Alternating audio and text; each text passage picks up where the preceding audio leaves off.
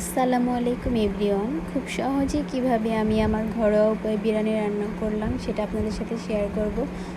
প্রথমেই মাংস রান্নার জন্য যা যা উপকরণ আমার প্রয়োজন সব কিছু আমি এক এক করে গুছিয়ে নিলাম। তারপর মাংসটা ভালোভাবে ধুয়ে পানি ঝরিয়ে আমি সব মশলাগুলোকে মাংসের সাথে অ্যাড করব। বিরিয়ানি রান্নার জন্য কোনো প্ল্যানিংই ছিল না, হুট করে রান্নাটা করা, তাই আমার হাতের নাগালে যা যা ছিল তাই দিয়ে রান্নাটা করা।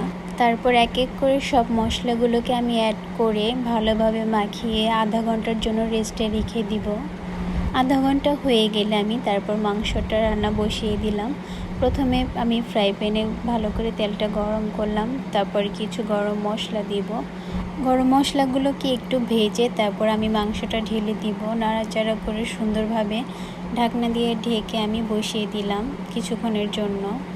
কিছুক্ষণ পর আমার মাংস থেকে মাশাআল্লাহ পানি বের হয়ে আসছে। তারপর আমি আবার ভালোভাবে নেড়েচেড়ে এটাকে আবার ঢেকে দিলাম কিছুক্ষণের। তারপর মাংসের মধ্যে আমি একটা টমেটো কেটে দিলাম মাংসের স্বাদটা দ্বিগুণ করার জন্য। আসলে টমেটো দিলে যে কোনো তরকারি, মাংস হোক বা মাছই হোক, তার স্বাদটা দ্বিগুণ বেড়ে যায়। তারপর মাংসটা অর্ধেক কষানো হয়ে গেলে আমি এর মধ্যে আলু অ্যাড করব। সময় স্বল্পতার জন্য আমি আলুগুলোকে ভাজিনি। আলুগুলো দিয়ে আমি সুন্দর করে মাংসের সাথে মিশিয়ে আবার ঢেকে দিব। মাংসটা সিদ্ধ হয়ে এসেছে, আলুও প্রায় সিদ্ধ হয়ে এসেছে। এরপর আমি বাদাম পেস্ট করা ছিল আর সাথে টক দই ফেটানো ভালো মতো মিশিয়ে নিলাম। মাংসটা পুরোপুরি ভালোভাবে হওয়ার সাথে সাথে আমি অন্যদিকে পোলাওর প্রসেসিং শুরু করে দিলাম। প্রথমে তেলের মধ্যে আমি পেঁয়াজ কুচি, লবণ, আদা রসুন পেস্ট ভালোভাবে ভেজে নিব।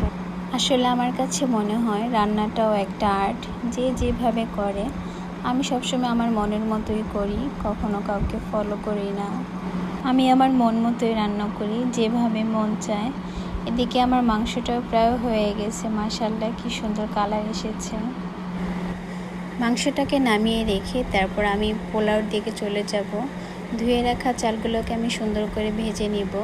আর মাংসের সাথে আমি অর্ধেক বিরিয়ানি মশলা দিয়েছিলাম, আর বাকিটা এখন চালের সাথে দিয়ে সুন্দরভাবে ভেজে নিব। আর আমি এর সাথে মটরশুঁটিও অ্যাড করেছিলাম। এরপর ভাজা হয়ে গেলে সুন্দরভাবে ফুটিয়ে রাখা গরম পানি ঢেলে দিব পরিমাণ মতো। চালটা অর্ধেক হয়ে আসলে আমি রান্না করা মাংসটা ভালোভাবে মিশিয়ে নেড়ে চেড়ে তারপর ঢাকনা দিয়ে কিছুক্ষণের জন্য দমে রেখে দিব। এরপর আমি কিছু কাঁচামরিচ দিয়ে দিলাম আর সুঘ্রাণের জন্য কয়েক ফোঁটা কেওয়া জল ব্যবহার করলাম। আজকের মতো আমার বিরিয়ানি কমপ্লিট। আল্লাহ হাফেজ।